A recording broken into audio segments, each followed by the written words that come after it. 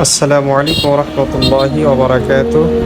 Rajshahi rail station থেকে নামার পর আমরা রাজশাহী শহীদ এইচ.এম. কামরুজ্জামান বোটানিক্যাল গার্ডেন আর চিড়িয়াখানা দেখার উদ্দেশ্যে রওনা হয়ে গেলাম।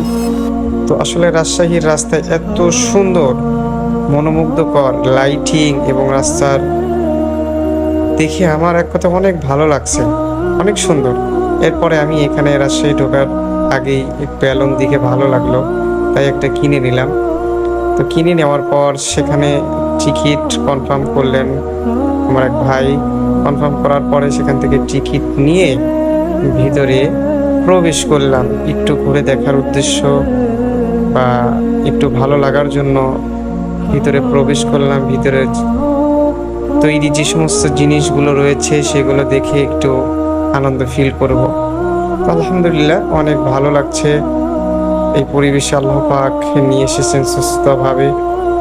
আবার এখান থেকে দেখা শেষ হলে আমরা সন্ধ্যার সময় আবার ট্রেনে ব্যাক করে পাবনাতে চলে আসব।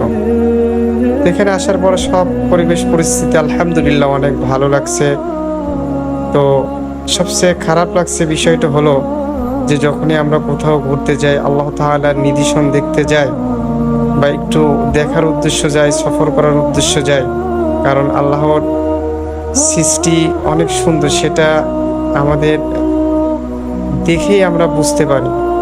অনেক জায়গায় আল্লাহ তাআলার নিদর্শনগুলো দেখার জন্য যায়। তো আরও যে সমস্ত ভাই স্ত্রীদেরকে নিয়ে আসেন, বোনদেরকে নিয়ে আসেন, আত্মীয় স্বজনদেরকে নিয়ে আসেন, আপনাদের কাছে একটাই রিকোয়েস্ট, বা আপনারা এমন পোশাক পরিধান করে নিয়ে আসেন। বাবা মেয়ের এমন পোশাক পরিধান করে কেন নিয়ে আসে? পর্দার কোনো সেখানে থাকে না, আঁটো পোশাক পরে আপনারা আপনাদের আত্মীয় স্বজন ছেলে মেয়েদেরকে নিয়ে আসেন ঘুরতে। আপনি বাবা, আপনি কেন এগুলো দেখে ওনাকে মেয়েদেরকে বলতে পারেন না, নিষেধ করবেন? কারণ এমন পোশাক পরিধান করে আসবেন না, পাবনা বাহির করা কুষ্টিয়া ঢাকা। আসলে পর্দার বিধান মেনে রাসূলের সুন্নত অনুযায়ী আপনি আপনার স্ত্রীকে নিয়ে আসবেন, ঘুরতে নিয়ে আসবেন, আল্লাহ তাআলার নিদর্শনগুলো ঘুরে দেখবেন, উপভোগ করবেন। এটা রাসূল সাল্লাল্লাহু আলাইহি ওয়াসাল্লামের সুন্নত, স্ত্রীকে নিয়ে ঘুরতে যাওয়া। আপনারা যাবেন, নিষেধ করছি না, কিন্তু এমন পোশাক পরিধান করে নিয়ে আসেন আরও মানুষ দেখে যেগুলো মজা করে, এগুলো গুনাহের ভার কে নিবে? গুনাহের ভার বলেন। আল্লাহ তাআলা যেদিন আপনাকে আমলনামা হাতে দেওয়া হবে, যদি আল্লাহ না করুক আপনার আমলনামাটা যদি বাম হাতে আসে, তখন আপনাকে জাহান্নামে যাওয়া ছাড়া উপায় থাকবে। এজন্য রিকোয়েস্ট থাকবে, আপনারা নেক্সট টাইম থেকে যারা এই ভিডিওটা দেখবেন, আপনাদের আত্মীয় স্বজন, স্ত্রী, ফ্যামিলিদেরকে যেখানেই ঘুরতে নিয়ে যাবেন, পরিপূর্ণভাবে পর্দার বিধান মেনে নিয়ে যাবেন। তো আল্লাহ তাআলার অশেষ রহমতে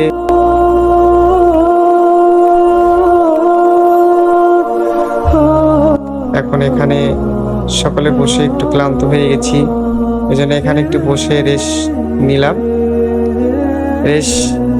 যদিও অনেক টুলগুলোতে দুইজন করে বসে আছে।